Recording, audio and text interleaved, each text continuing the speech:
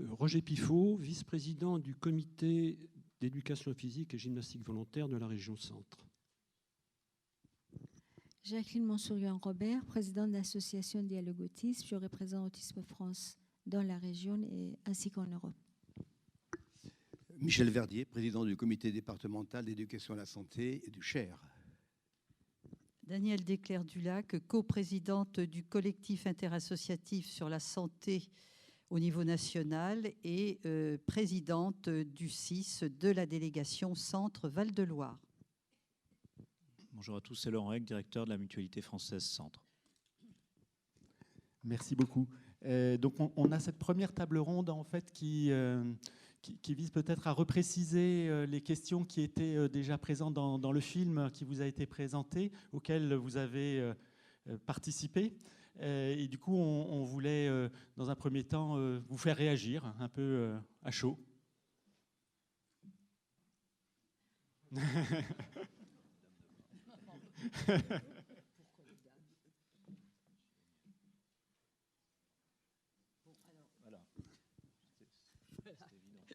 Donc, bonjour à toutes et à tous. Moi, je voudrais quand même dire deux mots sur le collectif parce que tout le monde ne sait peut-être pas ce qu'est le collectif interassociatif sur la santé. Et après, je réagirai à ta question, professeur. 5 minutes, hein. 2 minutes. Donc, je voulais dire que le collectif, c'est 5 sociologies différentes et qui œuvrent dans le domaine de la santé pour l'accès aux soins pour tous. C'est-à-dire, d'une part, les patients, quelle que soit la pathologie, les personnes handicapées, quel que soit le type de handicap, les consommateurs, les familles, les personnes âgées. Et si vous voulez, on a été voulu par les pouvoirs publics et on est une association loi 1901 depuis 2004 et voyez bien avec tous les projets de santé, des projets de loi qui sont sur le tapis actuellement, le projet de loi de modernisation de notre système de santé, l'adaptation de la société au vieillissement de la population et puis le troisième, la fin de vie, que nous sommes interpellés sur tous ces champs et que nous travaillons avec 42 associations au plan national. Voilà ce que je voulais quand même dire rapidement, Emmanuel. Alors, tu as posé la question de réagir au film sur Agir ensemble. Je crois que ce qu'a été dit au départ de cette matinée, tant par le directeur général de l'Agence régionale de santé que par Éric Breton, on montre bien qu'on ne peut pas travailler seul. Et moi, j'ai envie de dire, agir ensemble, ça veut dire quoi ? Avec qui, pour qui et avec quels objectifs. Et que si on n'a pas présent à l'esprit, dans le domaine de la santé, toute cette notion de partenariat et cette notion de co-construction, je pense que la route est longue et que si on ne se donne pas la main, on n'y parviendra pas. Voilà ce que je voulais dire en priorité. Bien, merci Daniel pour me passer le micro. L'agir ensemble, je crois que c'est un élément et 2 mots à double facette, même peut-être triple facette. Il y a d'abord ce qu'a évoqué Daniel, c'est-à-dire le fait que nous ne pouvons pas, acteurs seuls, travailler sur nos territoires. Et il faut évidemment que nous coopérions avec d'autres. Ça, c'est un premier point important. Le deuxième point important est qu'agir ensemble, ça veut dire aussi agir avec la population, avec les personnes vers lesquelles nous voulons porter notre attention. Deuxième point important. Troisième point important, agir ensemble, ça veut dire aussi que peut-être à un moment donné, on revoit, là je vais être peut-être un peu technique, mais on revoit le regard porté par nos institutions sur la façon de travailler et la façon de conduire les appels à projets. Je veux dire par là que, par exemple, à quoi se heurtons-nous ? On se heurte au fait que chacun dans notre secteur, nous répondons à des appels à projets et ces appels à projets, bien sûr, ont à la clé, s'ils sont acceptés, si notre réponse est retenue, un financement. Or les autres collègues, les autres partenaires de l'éducation à la santé vont faire la même démarche. Et chacun, à un moment donné, que l'on se retrouve en coordination, en comité de pilotage, va défendre un petit peu son précaré pour essayer d'obtenir les subventions par rapport à l'action pour laquelle il a postulé. Donc, on a un système qui ne favorise pas toujours l'agir ensemble. Et peut-être qu'à un moment donné, nos institutions devront réfléchir au fait de demander dans leur appel à projet qu'il y ait un partenariat et pour agir sur une thématique donnée. Et que ce partenariat conditionnera en partie le financement accordé. Je crois que c'est peut-être une piste très utile.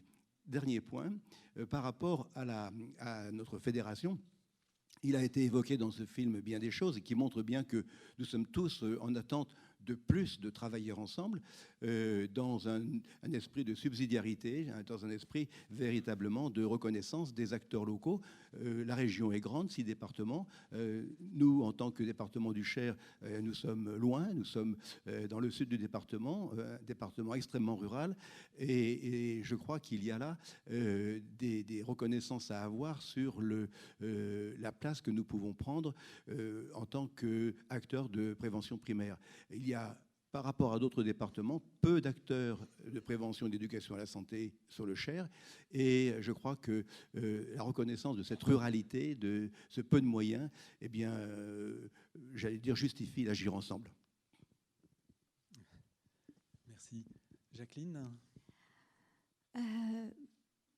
Agir ensemble, pour nous, nous sommes d'abord tous adhérés à la FRAPS, Fédération régionale des acteurs en promotion de la santé. Agir pour une meilleure qualité de vie. En ce qui concerne l'autisme, vu la complexité de cette pathologie handicapante, l'interaction entre des différentes vulnérabilités liées à l'autisme oblige des actes pluridisciplinaires et concertés dans la politique de santé publique, ainsi que une démarche prévention à l'avenir. Je pense que nous pouvons agir ensemble pour aller dans le sens d'une meilleure qualité de vie et aussi pour les personnes autistes, un bien-être total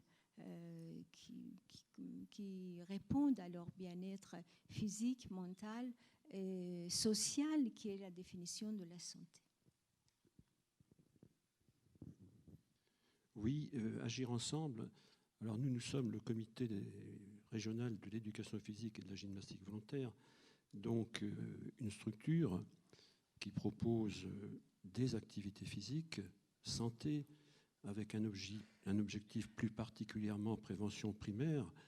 Et quand nous entendons les discours de nos partenaires ici à la FRAPS, nous sommes particulièrement intéressés et nous souhaitons effectivement nous mettre en tant que praticiens des activités physiques à la disposition des acteurs de la FRAPS. Donc agir ensemble, oui, ça nous convient tout à fait. Merci. Alors, pas de synthèse de l'ensemble. L'agir ensemble est très très bien. Je rajouterai une dimension supplémentaire dans le temps. Alors, on pensera ce qu'on voudra, mais moi je suis très heureux de cet anniversaire des 10 ans de la FRAPS, parce que malgré institutionnellement des rivalités qui peuvent opposer sur des appels à projets, des enjeux de territoire, on est des sociétés de personnes, c'est pas évident toujours à gérer. Nom d'un chien, ça fait quand même 10 ans que ça dure. Donc on en veut, et c'est pour ça qu'on se retrouve pour cet anniversaire aujourd'hui. Sur le temps long, je crois, au-delà de 10 ans, on peut même voir plus loin. La loi 1901 sur les associations que nous représentons ici, ça a plus d'un siècle. La Fédération française de la mutualité, 1902, c'est issu de ces mouvements de réforme au début du XXe siècle. C'est pas pour rien non plus, vis-à-vis des pouvoirs publics, qu'on peut se positionner avec robustesse. Société de personnes, certes, les hommes, les femmes passent, mais les organisations demeurent, le service aux populations s'améliore, se perfectionne. On a parlé beaucoup de formation, de développement de compétences. Moi, j'ai beaucoup apprécié les propos du docteur Breton, parce qu'on revient sur des notions très très fortes qui font vraiment sens dans les semaines qui viennent, les semaines qui viennent de se passer, sur faire société, sur la répartition des pouvoirs, des ressources, de l'argent, sur l'augmentation des capacités de chacun, d'essayer de remettre à niveau des inégalités de naissance. Ça, c'est un boulot historique que l'on fait, qu'on l'a refait de manière pragmatique pendant 10 ans tous ensemble, et qu'on peut refaire demain.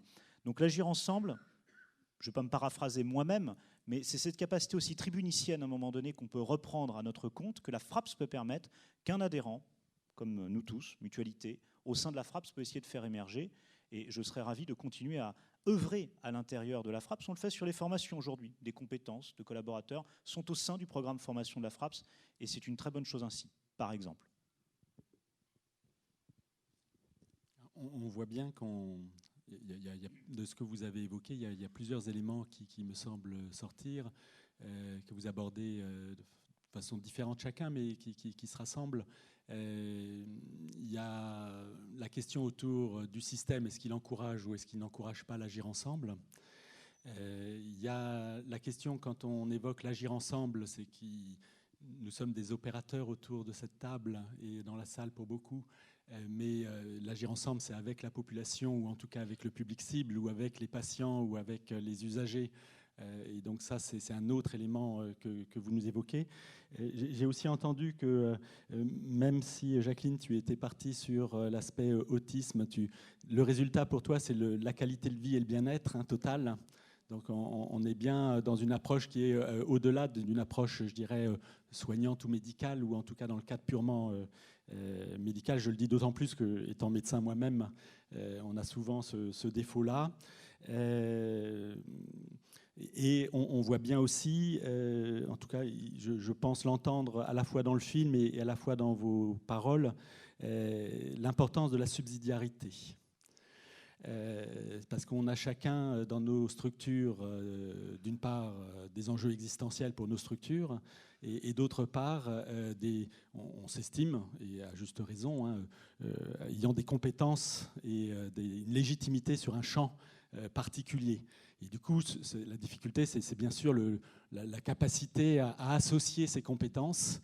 Et si je reprends une remarque qu'évoquait Éric Breton tout à l'heure, c'est souvent en mettant autour de la table des compétences qu'on fait émerger quelque chose qui n'est pas la simple somme de ces compétences, mais des opportunités d'action qui permettent l'agir ensemble.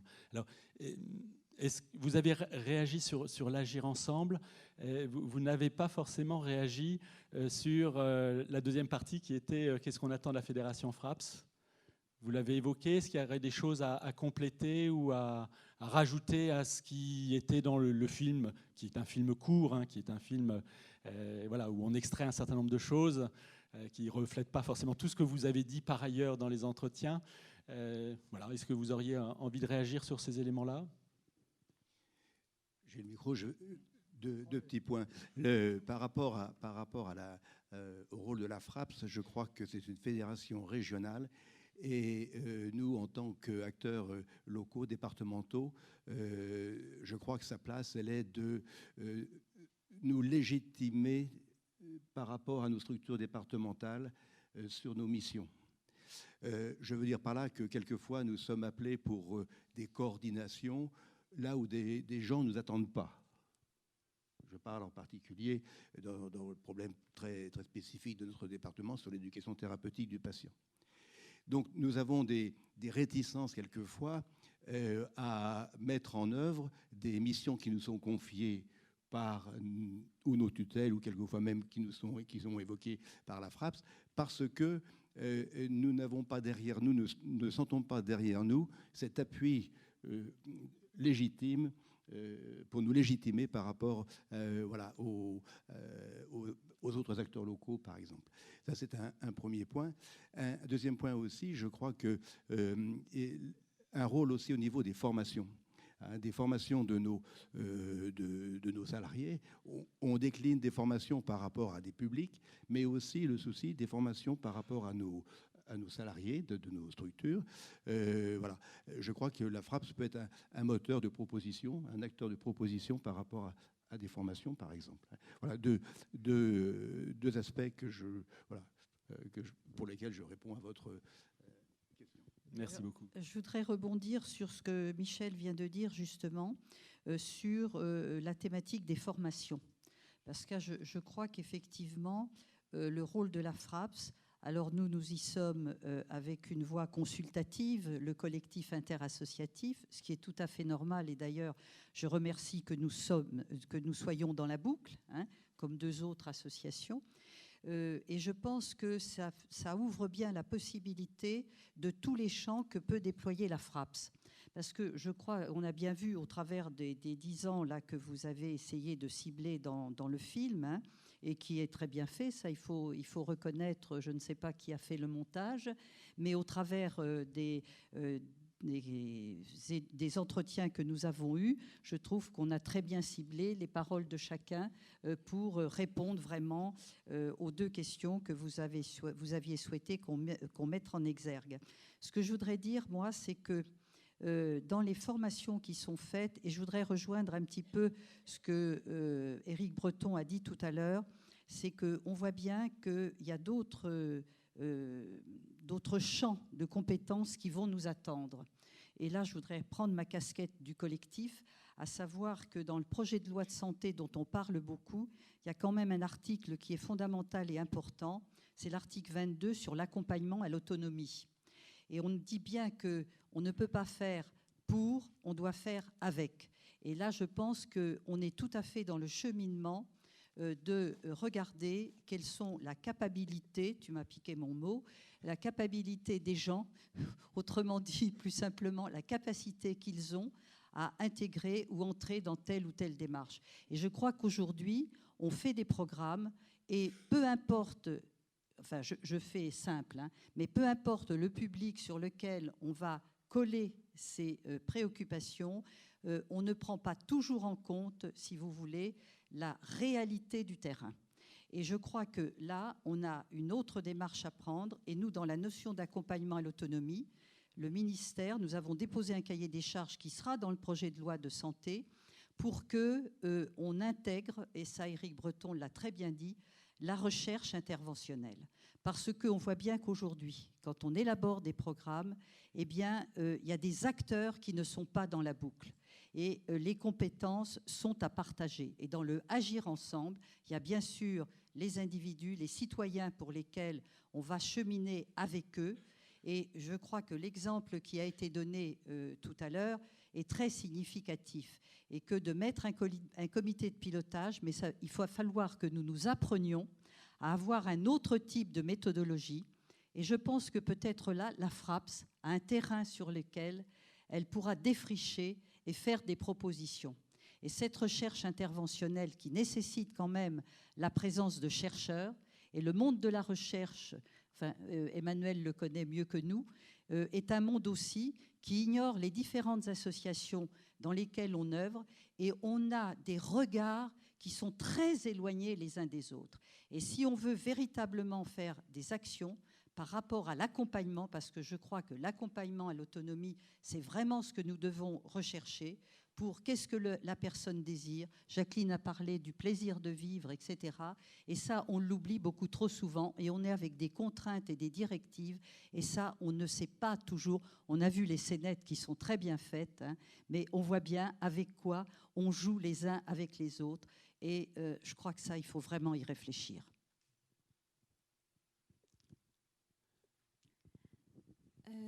Depuis des débuts que notre association est membre de la FRAPS, même au-delà de 10 ans, ce que nous attendons, c'est d'être accompagnés dans les démarches qu'on met en place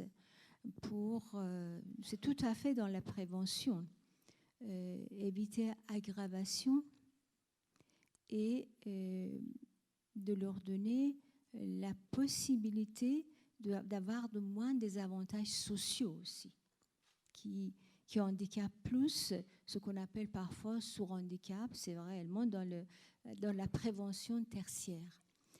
On sait que dans le domaine d'autisme, la qualité de vie des personnes avec TSA et leurs familles dépendent en premier lieu de la formation des professionnels et les familles.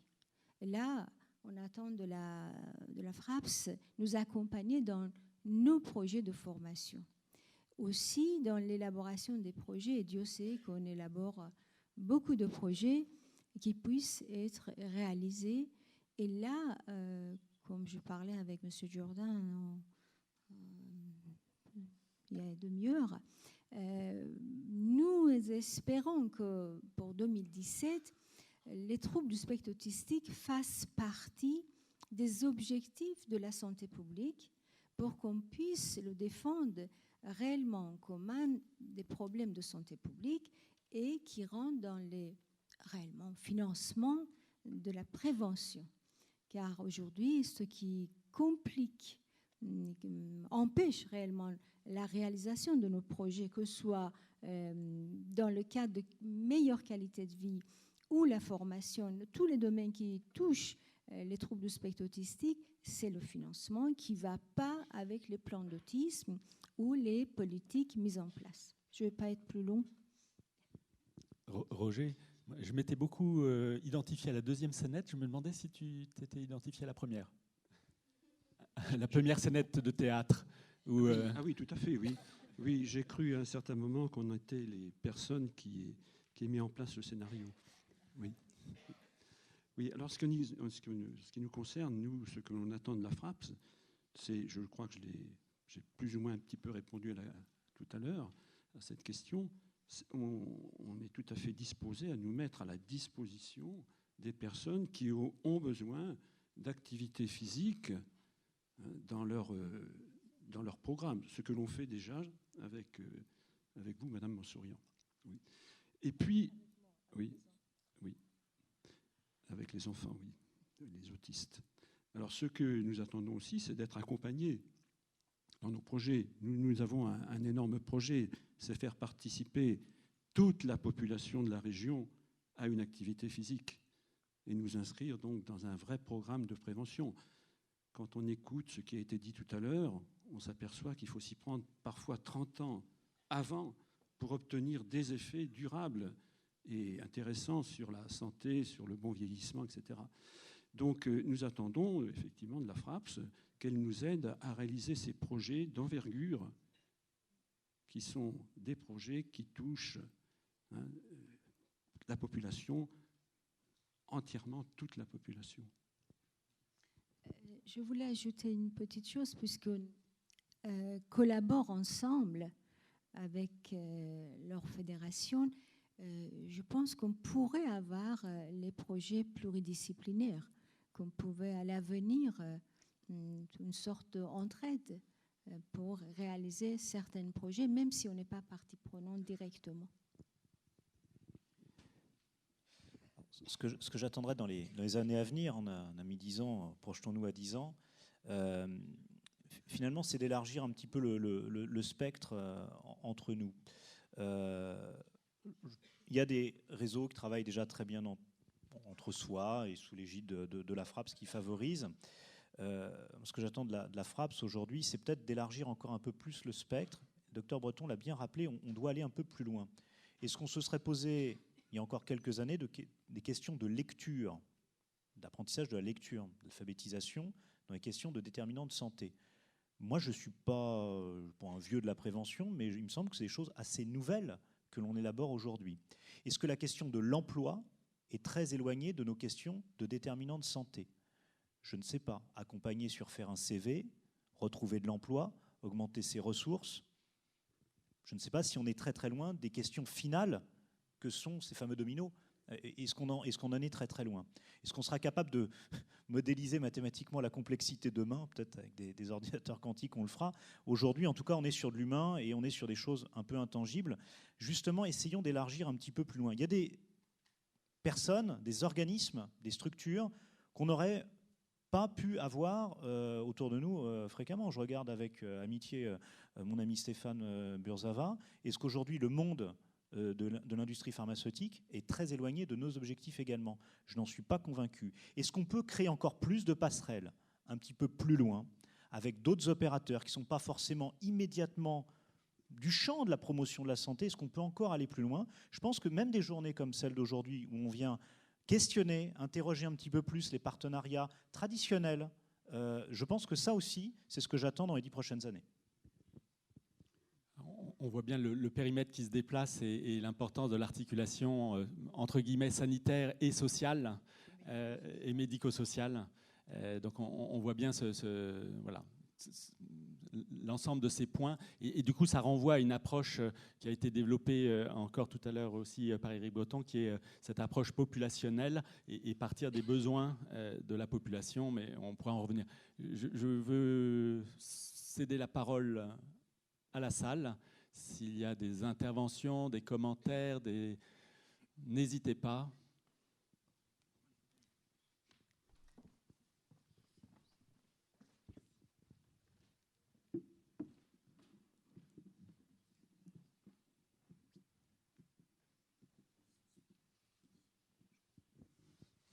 Oui, je voulais juste...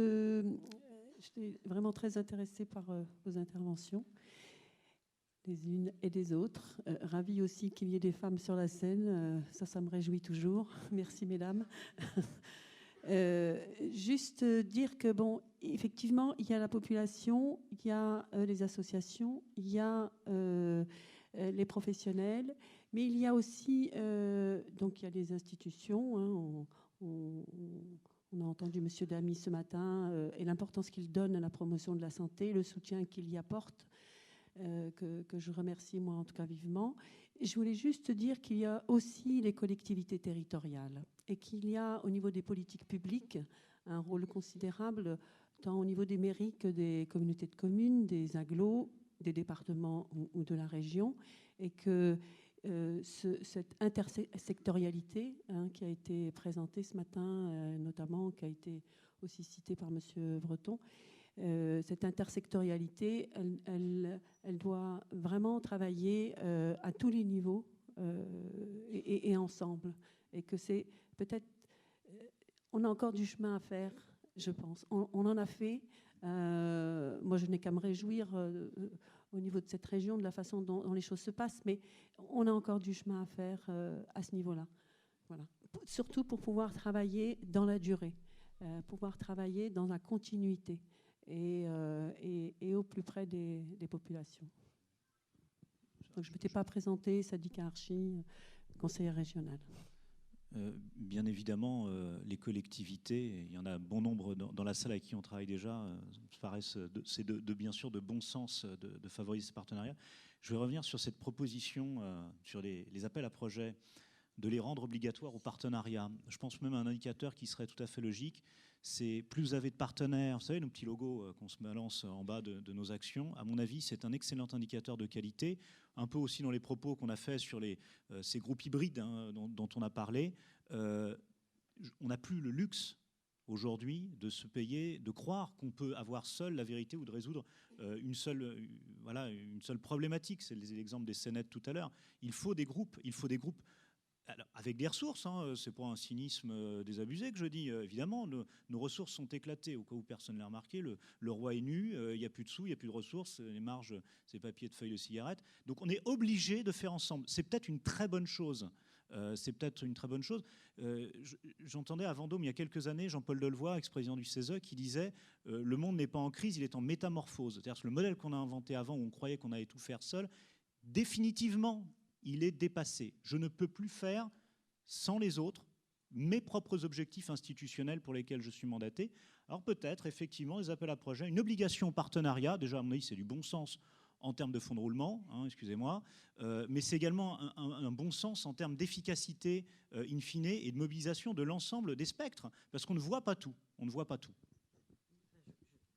Tu permets ?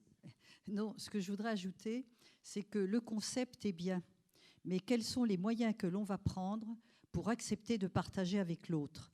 Et au même titre qu'on dit que lorsqu'on veut faire des choses par rapport à telle ou telle population qui rencontre telle ou telle difficulté ou telles attentes, tels besoins, etc., ça veut dire que nous-mêmes, qui nous prenons pour des acteurs dans le domaine où on a quelques compétences, il va falloir qu'on fasse aussi un cheminement dans nos structures pour dire qu'on ne peut plus faire tout seul. Et ça, je pense que c'est un chemin sur lequel il va falloir réfléchir et accepter justement que ce que l'on partage, le faire avec l'ensemble. Et ça, je crois qu'on le veuille ou non, tous autant que nous sommes, il y a des compétences, mais lorsqu'on parle du partage de compétences, on voit bien qu'on est encore en tuyau d'orgue et chacun veut rester sur son précaré, etc. Et ça, moi, je crois que c'est valable pour nous tous dans cette salle. Et ça ne met pas du tout en cause les compétences que l'on peut avoir, mais ça veut dire aussi qu'il va falloir qu'on s'apprenne à travailler ensemble. Et même si dans cette salle, et Dieu sait que j'en connais quand même un certain nombre et depuis un certain temps, on voit bien, et notamment quand il y a des financements qui sont au bout, chacun voudrait bien, et c'est légitime, c'est normal, c'est humain, etc., pouvoir acquérir le plus possible par rapport à ce qu'il voudrait développer. Et ça, je crois que peut-être que la FRAPS, justement, avec tous les acteurs qui y sont, il y a peut-être une réflexion à faire au sein des acteurs pour dire quand est-on prêt à entrer dans ce type de démarche. Et si on est prêt à y entrer, qu'est-ce qu'on est prêt à partager, comment le faire, etc. Parce que ce sont des concepts et du jour au lendemain, on ne va pas pouvoir les appliquer comme ça. Et ça, je crois, au même titre qu'on dit, on ne va pas faire avec, on ne va pas faire pour la population, mais on va faire avec. Et je crois qu'il faut qu'on se l'applique à nous-mêmes de la même manière. Est-on prêt? Comment? À quel rythme? Etc. Parce qu'on voit bien que le nerf de la guerre, c'est l'argent. On l'a tous évoqué, là, chacun là où l'on est. Et ce partage-là, on n'est pas toujours prêt à le faire. Je crois qu'il faut le dire. Et il faut avoir l'humilité de le dire. Et de dire, on a peut-être aussi des acteurs qui peuvent nous aider justement dans cette démarche de réflexion et nous permettre d'être vraiment les uns avec les autres et de partager ce que l'on peut donner à l'autre. Moi, je crois que ça, il y a une vraie réflexion là et que peut-être la FRAPS, justement, qui est acteur sur le terrain, qui a toutes les composantes, et moi, je n'oublie jamais les élus locaux parce que Dieu sait que nous travaillons aussi ensemble. Je crois que là, il faut vraiment qu'on entre là-dedans si on veut réussir ce projet que l'on a devant nous. Je voudrais revenir sur 2 points particuliers. Le premier qui a été évoqué tout à l'heure, concernant les collectivités territoriales et le rapport avec les élus locaux. En tant qu'ancien élu, je peux vous dire qu'il y a des secteurs, des régions, des départements où la sensibilité des élus aux problèmes de santé publique sont à 36 années-lumière de leurs préoccupations. Et quand je dis 36, je n'exagère rien, peut-être c'est plus. Dans le Cher, nous avons été à Bourges la première ville de la région centre à mettre en place un CLS. Je peux vous dire que la première fois que j'en ai parlé aux élus, ils m'ont regardé avec des grands yeux ouverts, ils n'en avaient rien à faire. Et donc je crois que ce qu'évoquait M. Damy et ce qu'a évoqué M. Breton, bien sûr qu'il y a une sensibilité qui commence à se faire, mais il y a encore beaucoup de travail à faire. Parce que la sensibilité, on peut l'avoir, mais après, si la sensibilité, ça reste de prendre avec intérêt ce que l'on dit, sans derrière aider financièrement, soutenir financièrement un bon nombre d'actions, la sensibilité ne suffit pas. Donc il faut arriver à convaincre nos élus que le problème de santé publique, c'est aussi leur affaire. Et quand on connaît les responsabilités, j'allais dire, normales d'une ville concernant la santé, en dehors de quelques séances de vaccination et de l'hygiène, jusqu'à maintenant, il n'y a aucune obligation qu'une ville s'intéresse à la santé. Alors on commence à aller voir s'intéresser, en particulier par rapport aux problèmes de désertification médicale, mais ça s'arrête là. Quant à la prévention et à l'éducation, ça c'est un autre domaine. Donc je crois que là, il y a un travail véritablement important. Et j'évoque par rapport à cela aussi les propos que nous a tenus M. Breton concernant les mesures d'action universelle proportionnées. Eh bien, cela, je crois que là, les élus pourront avoir un intérêt à voir qu'on ne s'intéresse pas non seulement à une population des quartiers, en particulier des quartiers nord, comme dans beaucoup de villes, mais que ce que l'on veut mettre en place peut intéresser toute une population. Et là, je crois que agir ensemble pourrait prendre un sens très important. Enfin, dernier point. Tout à l'heure, on évoquait la place de la FRAPS. Eh bien, nous, dans notre région, on voit, dans notre département, on voit que quelquefois, on se dit, mais au fond, la FRAPS aussi pourrait, par rapport à des structures comme le CNFPT, être véritablement un interlocuteur qui nous légitime dans nos territoires ruraux pour proposer des formations à des agents territoriaux pour proposer des formations à un certain nombre de gens. Donc je crois que nous ne pouvons pas de nous-mêmes aller frapper à la porte du CNFPT parce qu'on ne l'ouvrira pas, mais que là aussi, la FRAPS peut avoir un rôle en tant que fédération régionale, bien de présence auprès de ces organismes pour nous faciliter les formations par rapport aux populations d'agents territoriaux en particulier. Je vous rejoins tout à fait. Alors, nous avions fait cette démarche il y a 3 ans ou 3-4 ans. Il faudra qu'on la recommence parce que il faut qu'on soit nous en capacité de faire un pas, mais il faut qu'eux soient aussi en capacité de faire un pas. Et là, il y a un plaidoyer qui est pas très, très facile, mais qu'il faut reprendre. Alors, je voulais peut-être juste laisser la parole. Il y a quelqu'un qui... Oui, moi je voulais reprendre un peu ce qui a été dit. Ce qui a été dit, c'est-à-dire... moi, je préside une fédération en région centre sur les insuffisants rénaux, donc les dialysés, les greffés du rein. J'ai aussi des responsabilités nationales sur la greffe. Et je pense qu'aujourd'hui, ce n'est pas seulement l'aide aux patients, mais c'est aussi la qualité de vie. Et ça, moi, j'ai été très heureuse de l'entendre dire à plusieurs reprises, parce qu'on fait tout d'abord pour la qualité de vie du patient. Alors pourquoi la FRAPS m'intéresse ? Elle m'intéresse parce qu'on parle à la fois de patients, ça c'est sûr, il y a quelques associations de patients à la FRAPS, mais on parle aussi de prévention et nous sommes aussi intéressés et de loin par la prévention pour des raisons économiques, je dois le dire, puisque les maladies rénales sont celles qui coûtent le plus cher à l'assurance maladie grâce à la dialyse, mais parce que c'est aussi la qualité de vie des gens. Et le souci du Français, c'est tout de même la santé. Le premier souci du patient, du Français, c'est d'être en bonne santé, avant le logement, avant le travail, etc. Et je pense que, à titre personnel, je dirais, si on veut monter des projets, il faut travailler à plusieurs. On ne peut pas travailler tout seul dans son coin. D'abord, je pense que nous sommes d'abord concernés par le soin.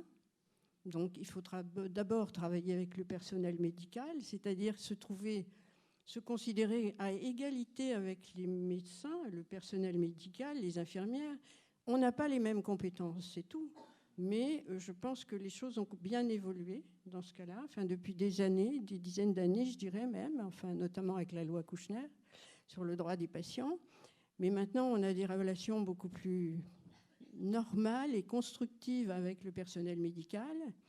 Mais je pense que si on a un projet, et nous sommes très orientés dans les maladies chroniques par sport, activité physique et santé, puisque c'est effectivement, avec la nutrition, a fait beaucoup de progrès depuis des années, mais on commence seulement au niveau de l'activité physique et de la santé, et nous avons monté un premier projet pour les greffés au niveau de l'activité physique. Et nous sommes en train de monter un projet depuis 2 ans qui va maintenant passer dans sa phase active pour les dialysés, pour l'activité physique des dialysés. Et là, on a été amené à se tourner vers des interlocuteurs absolument divers. Parce qu'on a d'abord signé un protocole de recherche avec l'université, ce qui n'est pas courant, pendant 2 ans. Donc, on a voulu que ce soit des étudiants qui travaillent sur ce projet, donc confrontés au handicap. Ça, c'était un des objectifs du projet. Le projet, c'est faire pédaler des dialysés pendant la séance de dialyse. On a eu, et ça a été notre surprise, on a monté un protocole de recherche qui coûte cher avec des partenaires non institutionnels, c'est-à-dire du monde économique. Bon, il y a eu quand même un député, il faut dire, sur la réserve parlementaire. Mais les autres partenaires sont du monde économique. Et on a pu ainsi monter Effectivement, maintenant, on passe à l'action active, c'est-à-dire l'achat des vélos, puisque notre objectif, ce n'est pas d'équiper quelques centres de dialyse de la région centre, c'est de tous les équiper. Or, il faut savoir qu'il y a 37 sites géographiques en dialyse. Géographiques. Bon. Il y a 1700 dialysés en région centre. Eh bien, dans cette phase active, maintenant, les institutionnels sont là. L'ARS, par exemple, va financer une partie du projet d'achat des vélos. Mais on se tourne aussi vers les conseils départementaux On ne les a pas sollicités jusqu'à maintenant. Le conseil régional, madame, on va le solliciter là. Mais aussi le mécénat, parce que je pense qu'on ne peut plus monter de projet tout seul. Moi, je pense qu'il ne faut pas dire qu'il n'y a pas d'argent. Il faut savoir le trouver aussi. Il faut argumenter, il faut prendre des rendez-vous avec beaucoup de gens pour se faire connaître et pour faire connaître un projet. Parce que je pense que tout le monde est concerné par la santé et tout le monde y pense. Et tout le monde a quelqu'un dans sa famille concerné.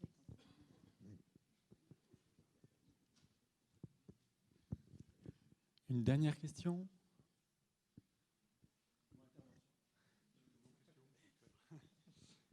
Bonjour, Marc Fiat, je suis psychiatre. Je m'occupe de réseaux, de prévention suicide essentiellement, en Touraine et à Paris, pour la France, l'UNPS. Je voulais poser une question par rapport à un point. Je suis entièrement d'accord avec le fait qu'on ne peut plus monter de projet tout seul. C'est absolument impossible. Et non pas pour des raisons éthiques, mais pour des raisons simplement d'opérationnalité, si on peut dire. Mais il me semble y avoir une question en face qui est tout à fait complémentaire de celle-ci. Est-ce que la cible de la prévention qui reste fortement individualisée est vraiment la bonne cible?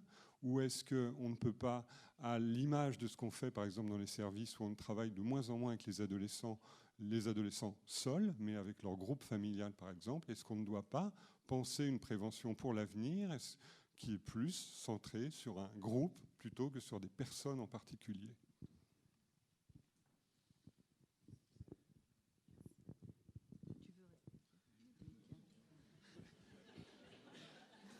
Bien, je pense qu'on va bientôt déjeuner. Merci pour cette question.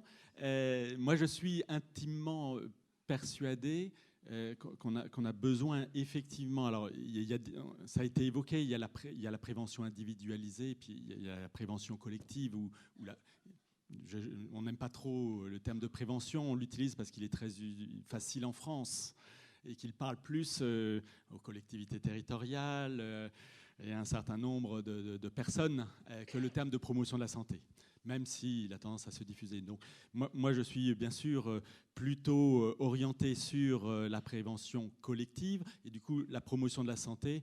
Je me rappellerai toujours, quand j'ai fini mes études de santé publique, je me suis retrouvé avec des collègues étrangers et on s'est chacun présenté et moi, j'ai dit que j'étais médecin de santé publique et la première chose qu'on m'a posée comme question, en anglais, alors j'ai toujours un peu de mal en anglais, mais j'ai bien compris qu'on me demandait si j'étais de la nouvelle santé publique ou de l'ancienne santé publique. Et je vais vous dire, j'ai eu un grand blanc parce que je ne savais pas ce que c'était la nouvelle santé publique et qu'est-ce que c'était que l'ancienne santé publique. Alors j'ai découvert ensuite que dans tout mon cursus de santé publique français, on ne m'avait jamais parlé de promotion de la santé. Voilà, donc les choses ont changé. Mais du coup, je pense qu'effectivement, on a besoin d'avoir une approche soit territoriale et ou populationnelle, et d'où l'importance et la difficulté de l'agir ensemble, parce qu'autour des besoins qui peuvent être très différents de cette population, exprimés par cette population, il faut pouvoir articuler les compétences présentes. Et c'est tout l'enjeu de l'agir ensemble. Alors, quand j'ai dit que je n'avais jamais eu de cours et d'enseignement sur la promotion de la santé dans mon jeune temps, quand j'étais jeune et bien portant et dynamique, etc., on m'avait fait travailler sur le besoin de santé d'un quartier parisien qui était à l'époque le quartier de la Goutte d'Or. Et donc, mon enseignant principal et préféré... ils sont toujours très bien les enseignants, je dis ça pour certaines personnes ici présentes, nous avait proposé d'aller voir le pharmacien, puis ensuite le médecin, puis ensuite la femme responsable de l'association des femmes maliennes, et puis, etc. Et donc nous avions été voir le médecin qui nous avait dit « Ah, le problème de santé, c'est la violence ».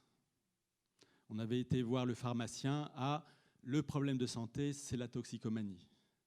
Alors, il y a bien sûr un lien entre violence et toxicomanie possible, illicite, la toxicomanie illicite. Vous avez bien compris que pour la toxicomanie illicite, nos députés sont assez souples. Et puis, nous avions, chez la femme, auprès des associations des femmes, alors là, c'était les femmes maliennes, mais il y en avait d'autres, le problème de santé, c'était le logement, point. C'était ni la violence, ni la toxicomanie. Voilà. Donc, on a besoin à la fois de se centrer sur les populations et les territoires, parce qu'il faut qu'on puisse organiser nos compétences autour des besoins qu'ils ressentent.